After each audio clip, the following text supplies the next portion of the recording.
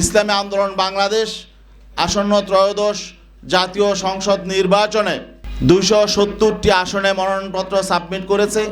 ইসলামী আন্দোলন বাংলাদেশ এই দেশ গড়ার এই রাজনীতি, কল্যাণ প্রতিষ্ঠার এই রাজনীতি, ইসলাম প্রতিষ্ঠার এই রাজনীতিটাকে পবিত্র এবাদত মনে করে।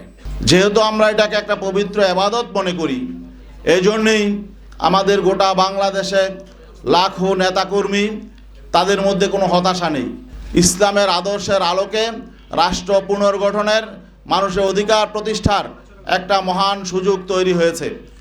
এই সুযোগটা যাতে কাজে লাগানো যায় এবং দেশটাকে যাতে একটি কল্যাণ রাষ্ট্রে প্রতিষ্ঠা করা যায়, ইনসাফ কায়েম করা যায় এবং বৈষম্যহীন শোষণমুক্ত সমাজ প্রতিষ্ঠা করা যায়, এই লক্ষ্য বাস্তবায়নের জন্য ইসলামী আন্দোলন বাংলাদেশের মোহতারাম আমির পীর সাহেব চরমনাই ইসলামপন্থী শক্তির জন্য আগামী জাতীয় নির্বাচনে ইসলামপন্থীদের একটি ভোটের একটি বাক্স হবে ওয়ান বক্স পলিসি ঘোষণা করেছিলেন এবং সেই ওয়ান বক্স পলিসির যুগান্তকারী ডাকে সাড়া দিয়ে অনেকেই হুজুরের সাথে সুর মিলিয়ে কথা বলেছিলেন এবং একটা জাগরণ তৈরি হয়েছিল, মানুষের মধ্যে প্রত্যাশা জেগে উঠেছিল।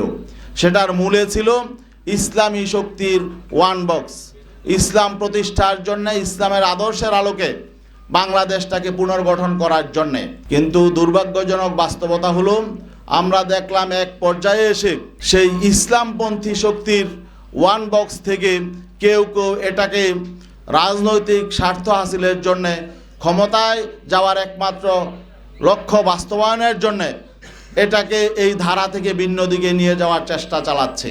এই জন্যে আমরা ব্যথিত, মর্মাহত। আমরা যেহেতু এবাদতের রাজনীতি করি, আমরা আমাদের নেতাকর্মীদের সাথে প্রতারণা করতে পারি না। আমরা এদেশের ইসলামপন্থী জনতার আবেগের সাথে আমরা কিছুতেই প্রতারণা করতে পারি না। ইসলাম প্রতিষ্ঠার জন্যে, ইসলামের সুমহান আদর্শ প্রতিষ্ঠার জন্যে, ইসলামের আলোকে কল্যাণ রাষ্ট্র প্রতিষ্ঠার জন্যে আমরা দীর্ঘদিন যাবৎ এখানে কাজ করে আসছি। আমরা এর থেকে বিচ্যুত হতে পারি না। এই জন্যে আপনারা লক্ষ্য করেছেন যে গতকালকে 11 দলীয় জোটের ব্যানারে যেখানে আমরাও ছিলাম, সেখানে একটি সাংবাদিক সম্মেলন হয়েছে, সেখানে আসন বন্টন হয়েছে। সেখানে আমাদের এই যে দীর্ঘদিনের পথ চলা, 5ই আগস্ট পরবর্তী সারা দেশে আমরা ইসলামপন্থী শক্তি একসাথে করার জন্য যে চেষ্টা সাধনা করেছিলাম, আমরা দেখেছি যে শেষ পর্যায়ে এসে আমাদের যে লক্ষ্য ছিল সেই লক্ষ্য অর্জিত না হওয়ার একটা সম্ভাবনা তৈরি হয়েছে। এই শঙ্কা থেকে আমরা চিন্তা করলাম আমাদের ইসলামের পক্ষের একটি বাক্সকে আমাদের হেফাজত করতে হবে।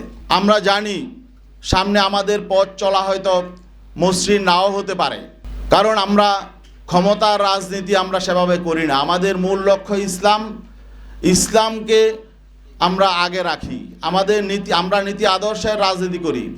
আর এখানে আমরা দেখছি যে নীতি আদর্শের প্রশ্নে, রাজনৈতিক প্রশ্নে, ইনসাফের প্রশ্নে আমরা বৈরিতার শিকার হয়েছি।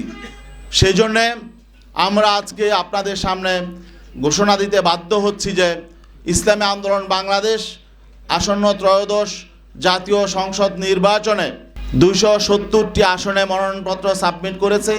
এর মধ্যে আপিলে 2 জন বাতিল হয়েছে। বাকি 268 জন সংসদ সদস্য প্রার্থী এখনো পর্যন্ত মাঠে কাজ করছেন। আমরা তাদেরকে নির্দেশনা দিয়ে দিয়েছি, তারা নির্বাচনের প্রতিদ্বন্দ্বিতা করবেন, একজনও তারা মনোনয়নপত্র প্রত্যাহার করবেন না।